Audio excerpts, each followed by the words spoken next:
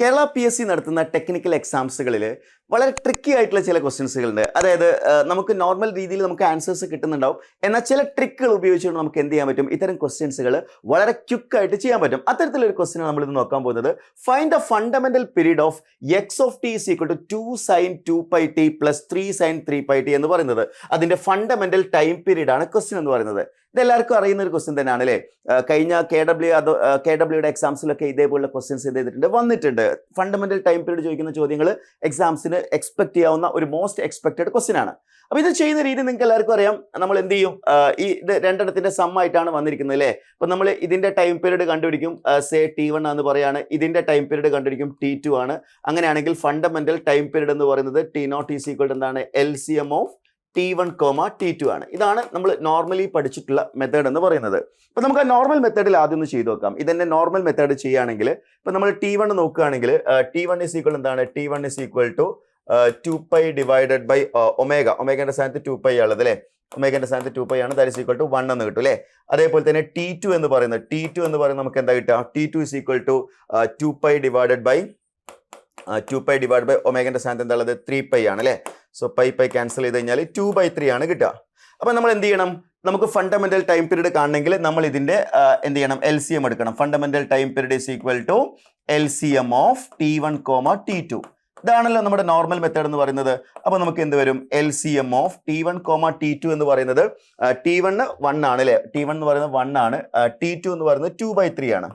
Okay, again ഫ്രാക്ഷൻസിന്റെ LCM എങ്ങനെയായിരുന്നു കാണല്, ഞാൻ ഓൾറെഡി സിഗ്നൽസ് ഒക്കെ എടുത്ത സമയത്ത് ഡിസ്കസ് ചെയ്തൊരു പോയിന്റ് ആണ്. ഫ്രാക്ഷൻസിന്റെ LCM കാണാനുള്ള ഇക്വേഷൻ എന്ന് പറയുന്നത്, ഇപ്പൊ LCM ഓഫ് A/B, C/D എടുക്കാൻ പറഞ്ഞാൽ നമ്മൾ എന്താ ചെയ്യേണ്ടത്, that is equal to LCM of numerator അതായത് A, C divided by HCF of denominator ആണ് B, D. അപ്പൊ അതേ രീതിയിൽ നമ്മൾ ഇത് ചെയ്യാന്നുണ്ടെങ്കിൽ നമുക്ക് എന്ത് ചെയ്യാൻ പറ്റും, നമ്മളിവിടെ LCM ഓഫ് എന്താണ് ന്യൂമറേറ്റർ എടുക്കണം, അതായത് 1, 2. അതേപോലെ HCF ഓഫ് ഡിനോമിനേറ്റർ എടുക്കണം. HCF ഓഫ് ഡിനോമിനേറ്റർ എന്ന് പറയുമ്പോൾ എന്താ വരിക, 1, 3 എന്ന് വരും. Okay, that is equal to LCM of 1 and 2 എത്രയാണ്, 2 ആണ്.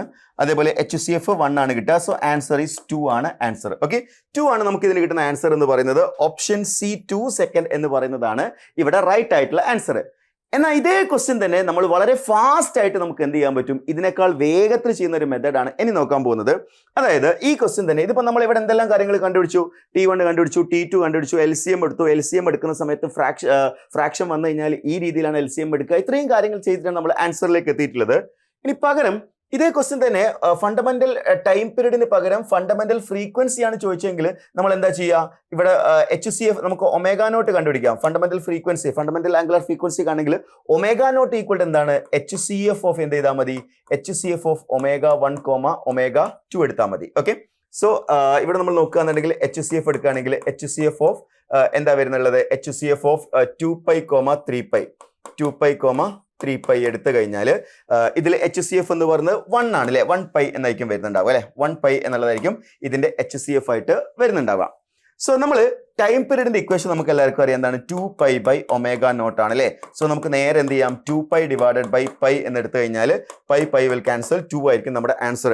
അതായത് നമ്മൾ ഓരോ ടൈം പീരീഡ് കണ്ടുപിടിച്ചിട്ട് നമ്മൾ എന്ത് ചെയ്യുക, ഫണ്ടമെന്റൽ ടൈം പീരീഡ് കാണുന്നതിനേക്കാൾ നമുക്ക് എന്ത് ചെയ്യാൻ പറ്റും, നമുക്ക് നേരെ ω0 കാണുകയാണെങ്കിൽ ഡയറക്റ്റ് HCF എടുത്താൽ മതി അല്ലേ.